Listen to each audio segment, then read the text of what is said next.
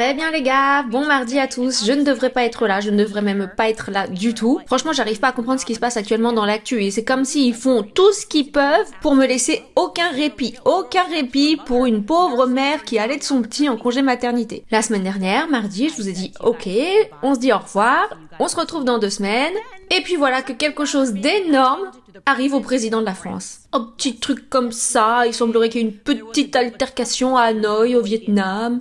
Et il se pourrait que son vol ait connu un petit peu de turbulence.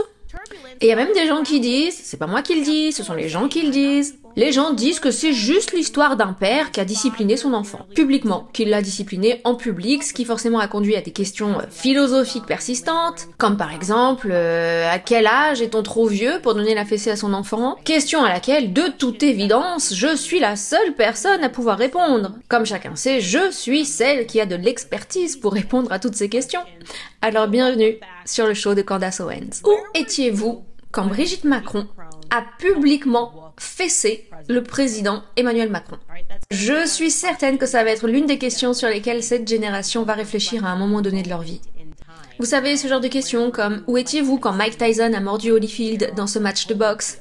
Où étiez-vous la première fois que Michael Jackson a fait le moonwalk sur la scène? Eh bien, en ce qui concerne l'incident avec Emmanuel Macron, moi je sais exactement où j'étais. Je venais juste de me réveiller, j'étais sur le point d'allaiter mon fils, j'ai ouvert mon téléphone et là je vois des messages, plein de messages de Xavier Poussard qui m'avait envoyé des textos. J'étais un peu groggy, voilà, je venais de me réveiller, je regarde les messages, et voilà qu'il m'écrit « Voilà ce qui s'est passé », vous savez, de façon très factuelle, parce que c'est vraiment la façon d'être de Xavier Poussard, de rester vraiment basé sur les faits, rien que les faits. Donc il me dit, voilà l'incident qui vient de se produire, voilà le lien, et le palais de l'Élysée a déjà menti à ce sujet. Et quand j'ai vu la vidéo, j'ai poussé mon mari comme ça, j'étais au lit, je lui ai dit, faut qu'on se réveille, tu dois te réveiller, faut qu'on se réveille. Tu vas jamais croire ce qui s'est passé. Ils se sont battus, ils se sont carrément bastonnés. Et il m'a pas vraiment entendu, il était encore à moitié endormi, et genre 1 heure plus tard, il me dit, attends, tu m'as pas dit quelque chose tu m'as pas réveillé pour me dire quelque chose à propos de Brigitte qui aurait frappé Emmanuel Macron? Oui, en effet, c'est exactement ce que j'ai fait. Et je vais vous montrer très rapidement la vidéo, les gars. Cette vidéo qui, désormais, a fait le tour du monde. Il s'agit vraiment d'une catastrophe mondiale en matière de relations publiques pour ce couple. Voici donc le clip qui a fait le tour du monde. Vous voyez évidemment la porte de l'avion qui s'ouvre, et puis, soudainement, son visage est complètement écrabouillé. Ok, ralentissons un petit peu le rythme, parce que je pense qu'il y a certaines choses que le public n'a pas vues. Avant tout, je veux juste soulever la vraie victime dans tout ça. Regardons depuis le début. Le pilote qui sort et qui ouvre la porte, c'est lui vraiment la victime méconnue de toute cette histoire. Parce que franchement, je suis sûre, le pauvre, il va être complètement viré, il va se faire virer. Je veux dire, c'était juste mauvais moment, mauvais endroit pour lui. Enfin, je me laisse juste à imaginer que quand ce voyage sera terminé, qu'ils vont rentrer sans aucune raison, Brigitte va complètement devenir dingue et va le faire virer, ce pauvre gars. Parce qu'à ce stade, on sait parfaitement que Brigitte est le maniaque dans les coulisses. Et ça, franchement, ce sont des faits. Je vous le dis, Brigitte perd complètement la boule. Je le sais, j'en suis persuadée, c'est un fait absolu et je vous en dirai un peu plus à ce sujet plus tard. Mais ensuite, ce que nous voyons ici, c'est là que les gens doivent bien comprendre, parce que ce qui a été rapporté comme étant une claque ou une gifle, c'est en fait incorrect. C'était en fait une poussée violente à 2 mains en plein visage de Macron. Et nous allons ralentir les images pour que vous puissiez le voir clairement. Regardez, regardez, ce sont 2 bras. Voilà, on fait pause, vous voyez les 2 bras, vous voyez le bras gauche et le bras droit de Brigitte juste sur le visage de Macron. Et quand on fait un zoom, on peut même s'apercevoir que Brigitte porte une sorte de montre ou un bijou. Et moi, la première chose qui m'est venue à l'esprit, c'est ok, c'est comme ça que des gars se battent en fait. Parce qu'il y a 2-3 détails, écoutez. Moi, je suis allée à l'école publique, j'ai vu beaucoup de bagarres, j'en ai vu beaucoup. Quand une femme frappe un homme, elle a plutôt tendance à lui mettre comme ça une baffe, en fait, une claque, juste avec une main comme ça, parce qu'une femme n'a pas vraiment peur, dans la plupart des cas en tout cas, que le gars s'en prenne à elle en retour. C'est genre voilà, une petite baffe, une petite claque, comme un petit coup au visage. Vous savez, comme une maman, par exemple sur son fils, une petite baffe, oh là là, tiens. Et puis la chose s'arrête très rapidement parce que la maman se reprend et puis voilà, nous les femmes on est un peu plus émotives. Quand les hommes se battent entre eux, en revanche, il y a généralement une sorte de bousculade agressive qui se produit en premier. Et une attaque aussi violente au visage comme ça, c'était juste vraiment volontairement pour être extrêmement irrespectueux et c'est exactement ce qui s'est passé ici. Brigitte était manifestement très en colère et le coup qu'elle a porté au visage était quand même assez violent. On va maintenant s'attarder sur la réaction d'Emmanuel Macron à ce moment-là, parce que je crois que la réaction qu'il a eue devrait vraiment faire sujet d'étude dans les collèges et les universités du monde entier, parce que ça illustre parfaitement cette réaction de combattre ou de fuir dans le cas d'une altercation comme celle-ci. C'est incroyable de penser réellement aux changements physiologiques qui doivent traverser le corps et l'esprit d'Emmanuel Macron à ce moment précis.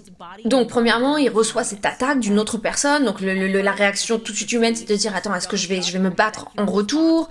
C'est une menace physique. Et avant même qu'il puisse traiter cela émotionnellement, alors là, il perçoit une plus grande menace qui sont les médias et les caméras. Ils sont complètement en train de clignoter partout à l'extérieur. Est-ce que vous pouvez imaginer la vitesse du rythme cardiaque d'Emmanuel Macron à ce moment-là? Non mais regardez-le, regardez l'expression sur son visage. Non mais regardez la tête qu'il a. Franchement, en toute honnêteté, il a juste l'air d'avoir fait caca dans son pantalon. C'est la seule façon dont je peux réussir à décrire le visage qu'il fait. Il a clairement la tête d'un petit enfant en bas âge qui a fait « Oh oh !» dans un espace public, peut-être dans un manège à Walt Disney, il descend du manège et là il fait « Oups !» Et ce visage, je le reconnais immédiatement, je suis sûre que vous aussi, ça vous fait penser tout de suite à quelque chose, je vais le dire très très clairement, c'est la tête du lion apeuré dans Le Magicien d'Oz. Vous savez, quand il se fait gifler en plein visage par Dorothy, parce qu'il est là en train de faire le dur, et puis ensuite, bon bref, je vais vous passer le clip pour vous rafraîchir la mémoire.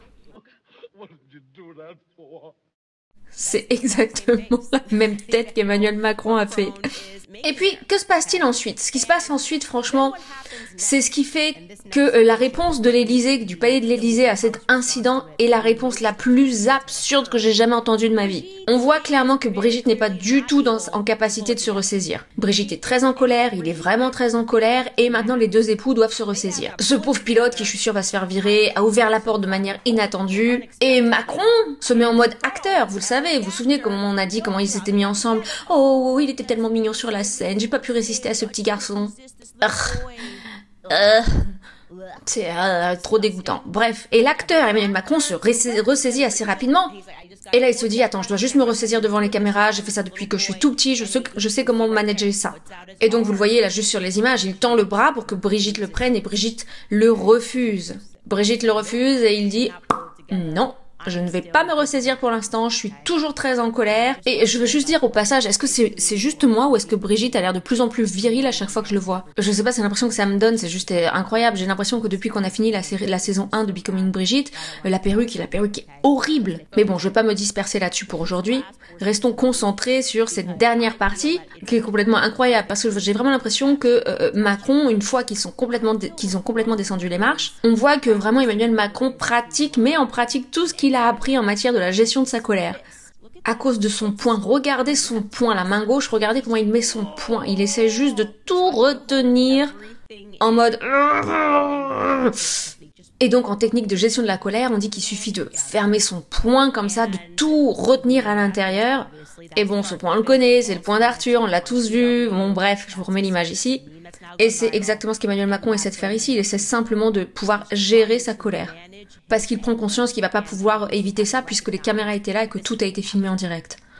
Et comme si tout cela ne suffisait pas à être la chose la plus dingue qui soit arrivée depuis très longtemps, et qui s'inscrit dans une longue liste de choses qui se sont produites de façon extrêmement étrange et bizarre dans cette relation, je dirais finalement que c'est pas vraiment la chose la plus dingue qui soit arrivée.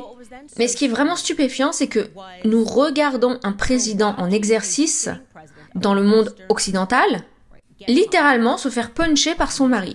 Et la première réaction de l'Élysée, c'est de mentir complètement à propos des images qu'on vient de voir. Leur première réaction a été un mensonge tellement mauvais et grotesque que même les médias grand public n'y ont pas cru. Bon, certains ont essayé d'aller dans le sens et d'autres se sont carrément ouvertement moqués d'eux. Et plus tard dans la vidéo, je vais vous montrer ces deux réactions. Mais ce qui s'est passé au début, je plaisante pas, lorsqu'un journaliste a contacté le palais de l'Élysée, et j'imagine qu'à ce stade, l'Élysée n'avait pas encore vu les images, la réponse de l'Élysée était de dire que c'était de la faute de la Russie.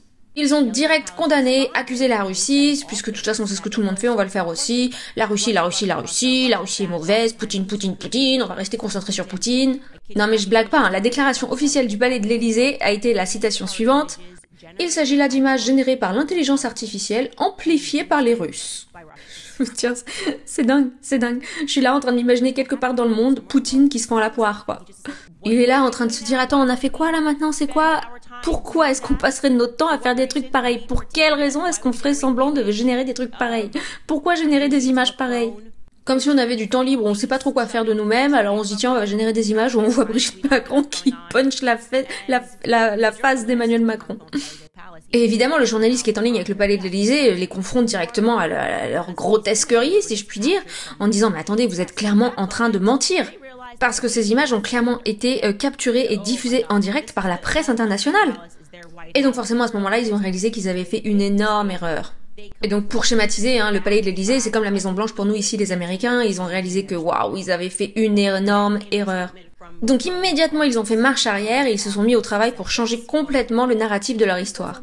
Et c'est là qu'une déclaration officielle du bureau d'Emmanuel Macron a été publiée. Le bureau d'Emmanuel Macron a déclaré: c'était un moment où le président et sa femme décompressaient une dernière fois avant le début de leur voyage en rigolant. C'était un moment de complicité, et c'est tout ce qu'il fallait pour donner des munitions aux théoriciens du complot.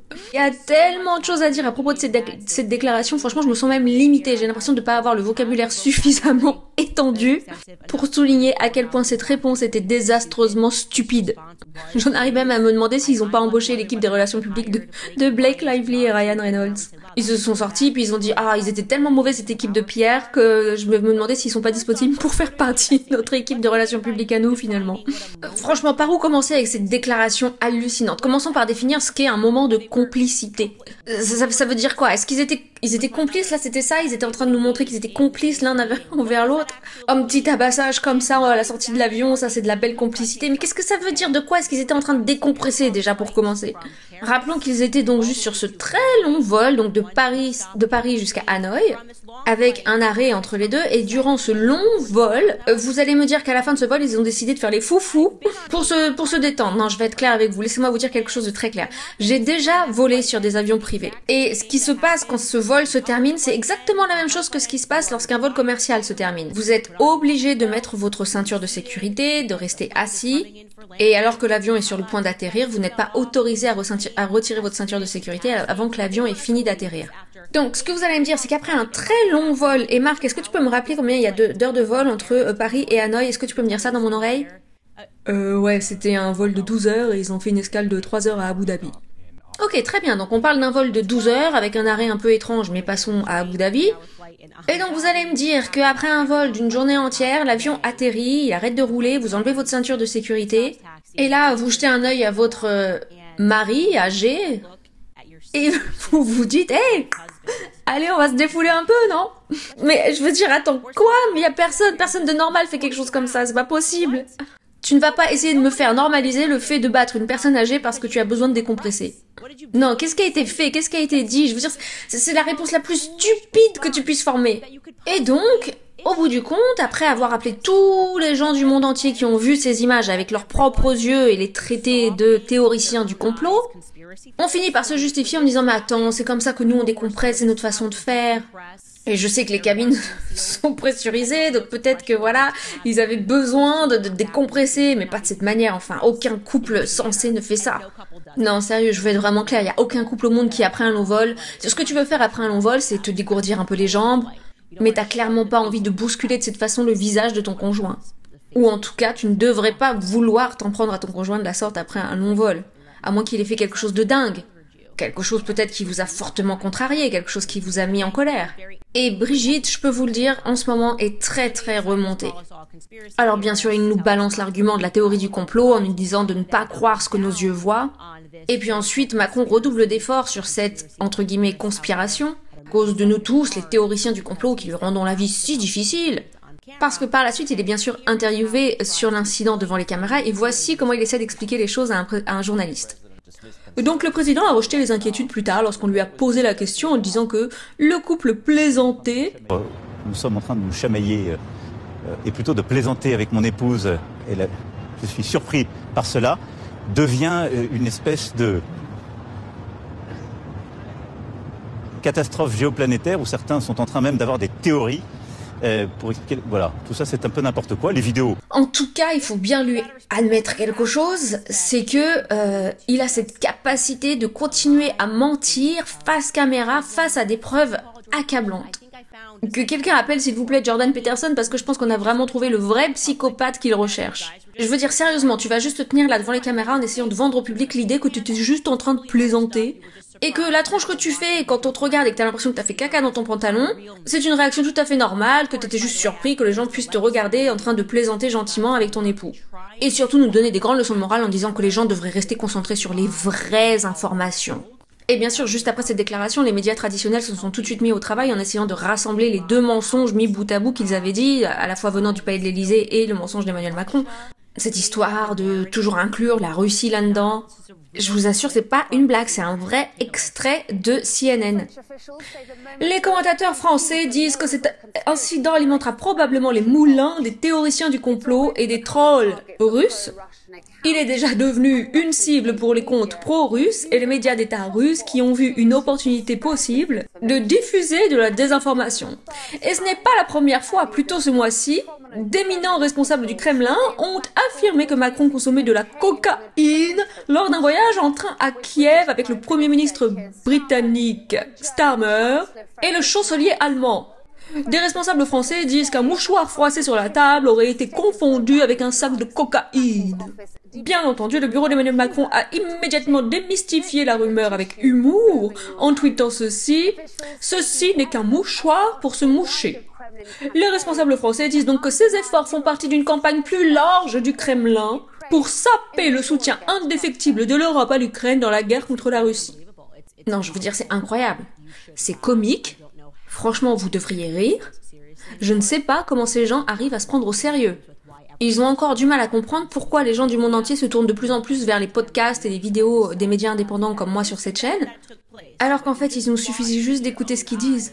Ils essaient clairement de nous vendre l'idée que cet événement qui s'est bien passé, que vous avez bien vu de vos propres yeux avec ces images qui ont été diffusées au monde entier en direct, il faut pas du tout y prêter attention parce que vous savez un autre événement qui a aucun rapport avec cet événement-là, c'est déjà produit. Et franchement, c'était qu'un mouchoir, hein.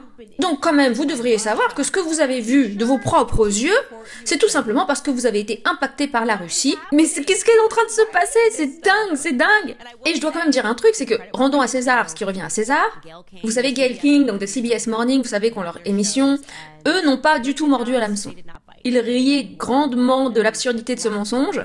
Peut-être parce que vous savez, Gayle King est récemment allée dans l'espace et les gens se sont vraiment moqués d'elle. Mais bref, ils ont fait un panel et clairement ils ont raconté une histoire qui était vraiment différente de ces absurdités qui nous ont été servies. Alors écoutez s'il vous plaît cet extrait de CBS à propos du président français Emmanuel Macron.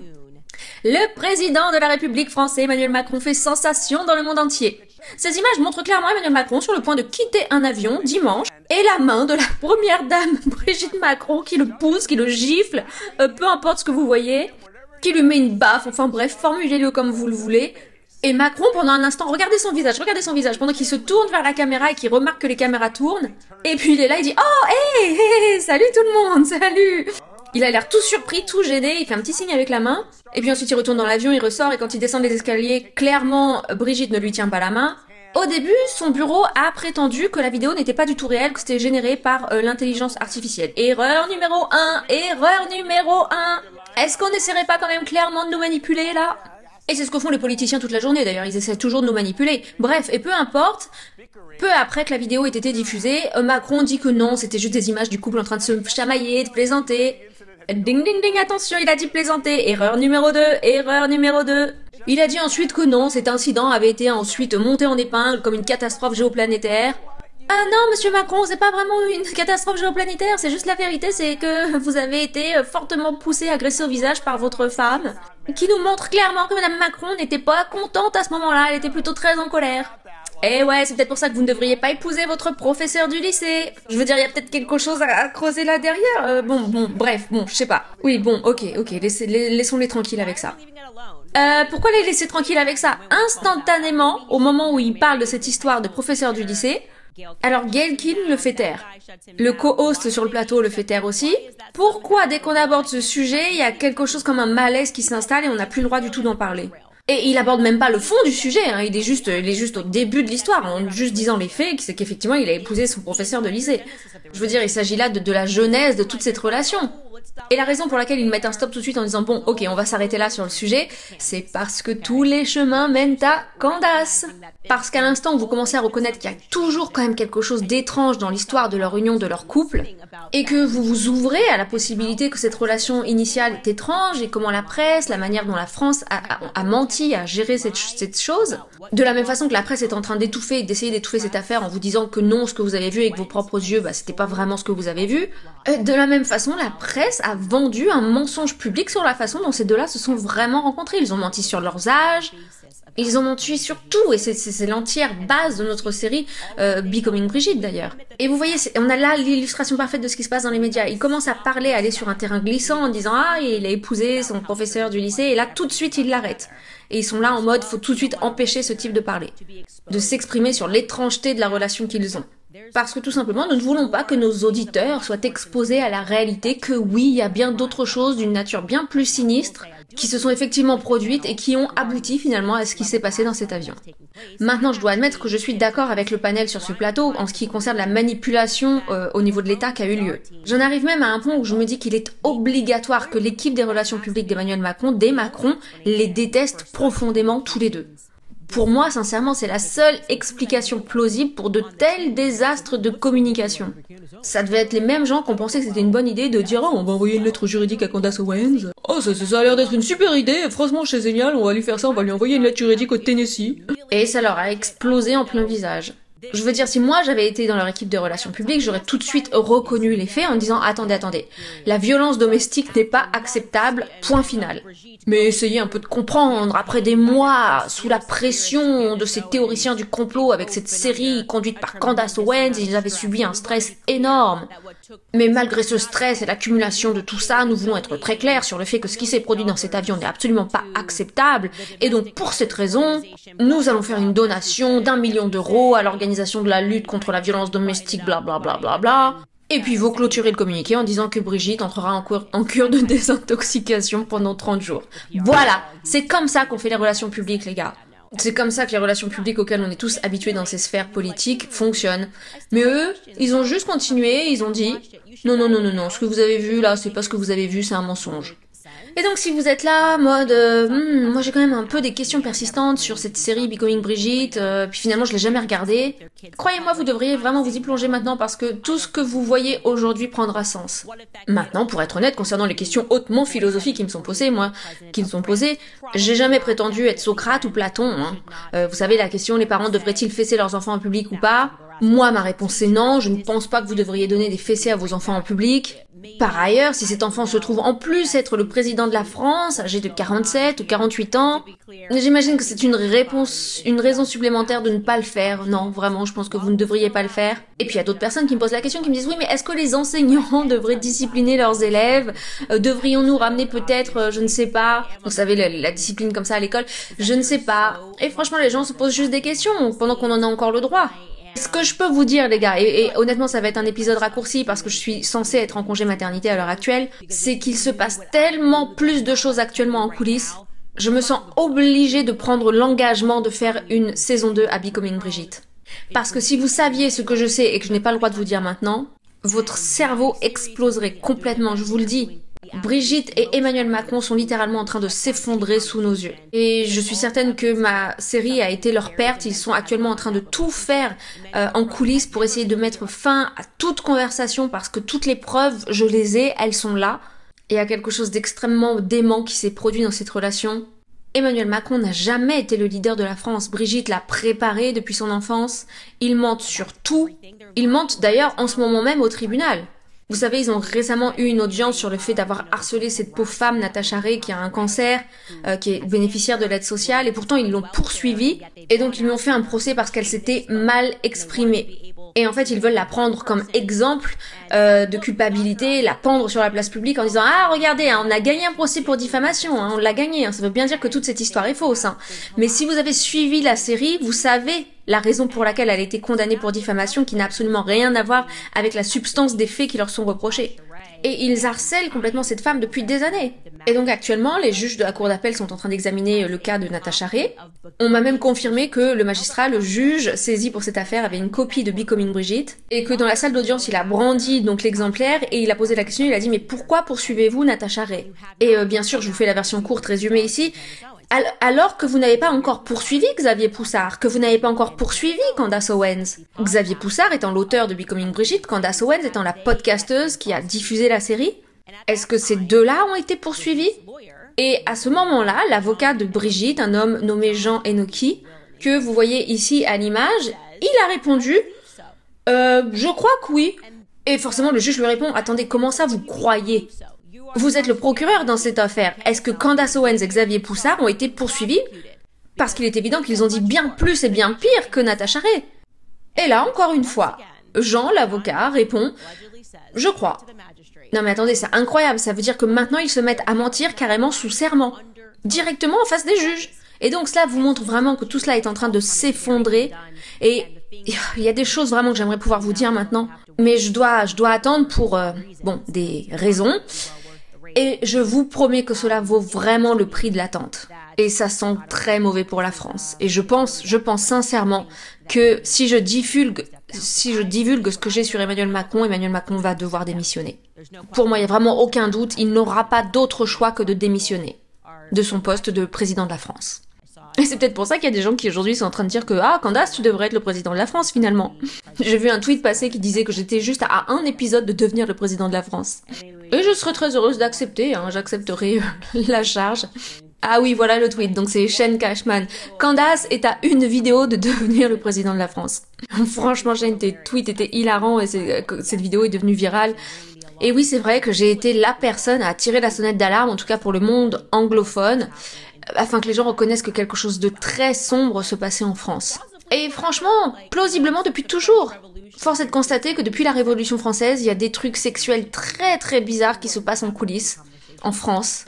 Et il serait peut-être temps d'avoir une conversation vraiment ouverte à ce sujet.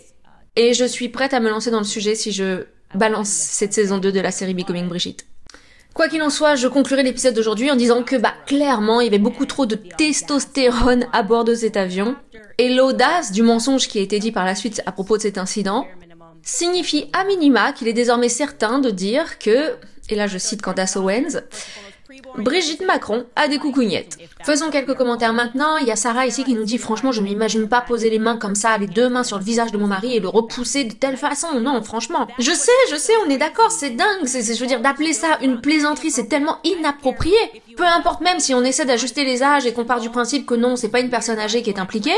Ce qui est bizarre, Pourquoi est-ce que les grands-pères vont s'en prendre au fils comme ça, là, Mais bon, si vous supprimez cette partie de l'équation, moi, ma relation avec mon mari, je ne lui frapperai jamais le visage de cette façon-là. Je veux dire, c'est dingue de le bousculer comme ça aussi fort. Et encore une fois, je le répète, ça me rappelle vraiment ce que j'ai vu quand j'étais à l'école publique, quand les garçons commençaient à se battre entre eux, ils disaient quelque chose qui faisait pas plaisir à l'autre, et puis commençaient à se pousser le visage comme ça. Et puis vous savez, ensuite, on se donne rendez-vous à la cafétéria, puis il y a l'équipe de l'un, l'équipe de l'autre, qui essaie de s'affronter. Et franchement, dans cette histoire, j'ai l'impression que la cafétéria, c'était l'avion, et que nous, les médias, à l'extérieur, nous regardions ça en tant que public. Sarah Grace nous écrit, vraiment, la Russie est blâmée pour tellement de choses que c'est fou.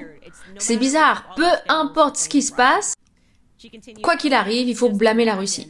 Franchement, j'arrive pas à me faire à l'idée que ça puisse être une plaisanterie entre eux, une petite, un chahut, comme ils l'ont dit.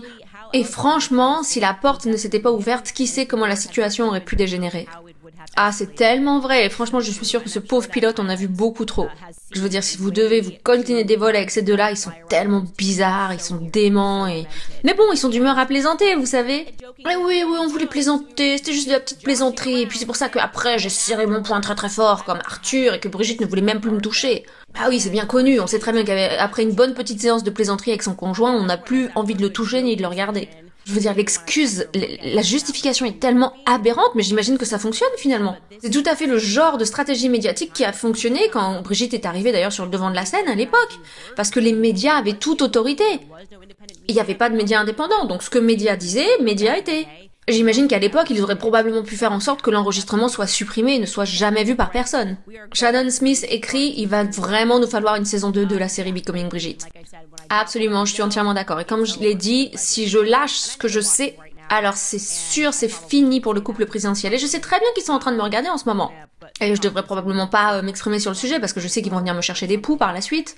Probablement vont-ils m'envoyer une 5e lettre extrêmement virile. Et probablement le procureur, Jean, qu'on a vu, va continuer à mentir comme il l'a déjà fait devant le juge. Et qui va sûrement dire qu'ils ont jamais reçu toutes nos questions.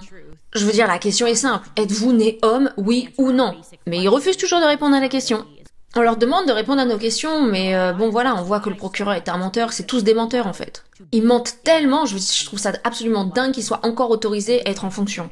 Avec les mensonges qui traînent derrière eux, les gens qu'ils ont menacés, les journalistes qu'ils ont poursuivis, je crois que les yeux du monde entier sont fixés sur la France en ce moment.